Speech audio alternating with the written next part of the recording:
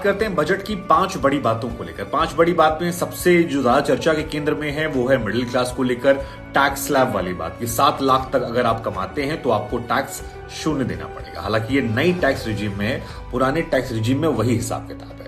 लेकिन कई लोग ये कह रहे हैं कि नई टैक्स रिजीम से पुरानी वाली अच्छी है। उसका रीजन ये है कि उसमें आप इन्वेस्टमेंट करते थे तो तकरीबन 10 लाख तक आप बचा लेते थे आमदनी को लेकर, लेकिन यहां पर ऐसा हिसाब किताब नहीं है। नई टैक्स रिजीम जो है इसको लेकर भी चर्चाएं हैं। हालांकि कई लोग इससे बहुत खुश हैं, जो खासतौर पर सैलरी वाले लोग हैं वो इससे काफी खुश नजर आए। इसकी एक वजह यह भी कि नए टैक्स में 50,000 का स्टैंडर्ड डिडक्शन शामिल किया गया। तो ये जो 50,000 का स्टैंडर्ड डिडक्शन है, इससे 7.5 लाख तक अगर आप कमाते हैं तो आपका खर्चा नहीं होगा। हालांकि इसके ऊपर जाने पर खर्चा है। तो आप तय कर लीजिए कि नई और पुरानी स्कीम में कहां पर। पुराने वाले में लोग कह रहे हैं इन्वेस्टमेंट करते हैं तो अच्छा है ज्यादा वो। अब बात कर लेते हैं गरीब लोगों को लेकर। मतलब बहुत सारे लोग कह रहे थे ना, देखिए कमेंट में भी लिख रहे हैं कि यार हम तो 7 लाख 7.5 लाख रुपया कहां से दे पाएंगे, इतना पैसा ही नहीं है, हम तो गरीब हैं। तो भाई अगर आप गरीब आदमी हैं तो आपको 1 साल तक सरकार की तरफ से जो मुफ्त राशन योजना है उसका लाभ और मिल जाएगा। मतलब चुनाव तक 9 राज्य में साल चुनाव है, कश्मीर में होगा 10 हो जाएगा और उसके बाद लोकसभा भी चुनाव है। तो 10 जगह पर ये और लोकसभा मिलाकर 1 साल तक इस योजना का लाभ आपको और मिलेगा। हो सकता है आगे भी एक्सटेंड हो जाए, पहले भी कहा गया था, बाद में एक्सटेंड होता चला गया। तो ये गरीब कल्याण योजना का फायदा गरीब आदमी उठा सकते हैं जो 7.5 लाख से खुश नहीं थे टैक्स में।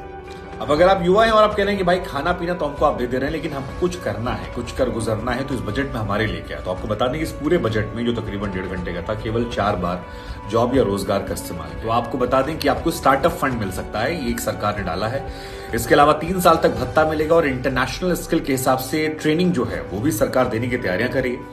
आसान शब्दों में कहें तो सरकार ये कोशिश करे कि आप स्वावलंबी बने और उसके तहत जो है वो यहां पर बजट में प्रावधान रखे गए हैं।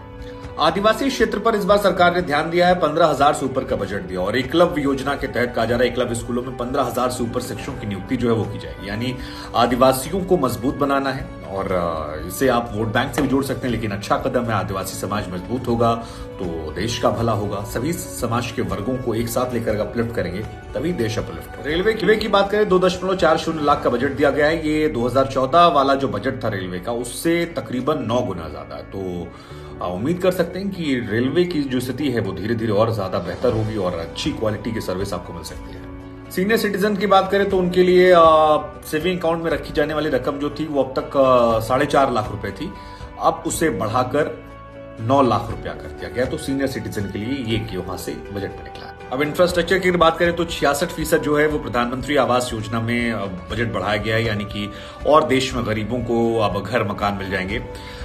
2014 से 157 मेडिकल कॉलेज हैं, नए और खोले जाएंगे 157।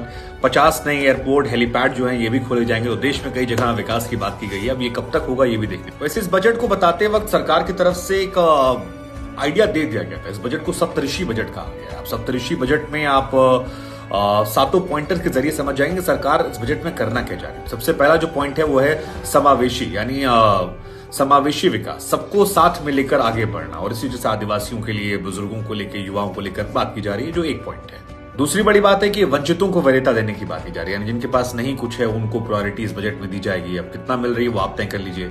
बुनियादी ढांचे और निवेश की बात की जा रही है, यानी इंफ्रास्ट्रक्चर को और ज्यादा बेहतर करने की बात है। ये तीसरा पॉइंट सरकार की तरफ से कहा गया है। क्षमता विकास और हरित विकास, यानी किसानों के साथ साथ अब सबको स्किल इंडिया किया जाएगा और आगे बढ़ाया जाएगा। तो कितना कहने वाली कितना अमल करने वाली ये हम आप पर छोड़ते हैं, लेकिन सरकार का ये मॉडल है। युवा शक्ति का भी जिक्र जो है इस बजट में किया गया और आखिरी जो है वित्तीय क्षेत्र। तो इन 7 पॉइंटर्स को लेकर सरकार कह रही है कि सप्तऋषि का बजट हमारा है। बाकी ओवरऑल समराइज करेंगे बजट को तो इस पूरे बजट में 4 बार जॉब्स की जिक्र किया गया है, 2 बार गरीबों का जिक्र किया गया, टैक्स का 59 बार जिक्र किया गया, 61 बार इंडिया और नेशन का जिक्र किया गया। इसके अलावा SC/ST का 7 बार, OBC का 3 बार जिक्र किया गया और 85 बार इंडिया नेशन और नेशनल का जिक्र किया गया है। अल्पसंख्यक का जिक्र पूरे बजट में 1 बार भी नहीं किया गया। तो ये बजट में कुछ हाईलाइट्स है जो हमें लगा आपको बता देते हैं।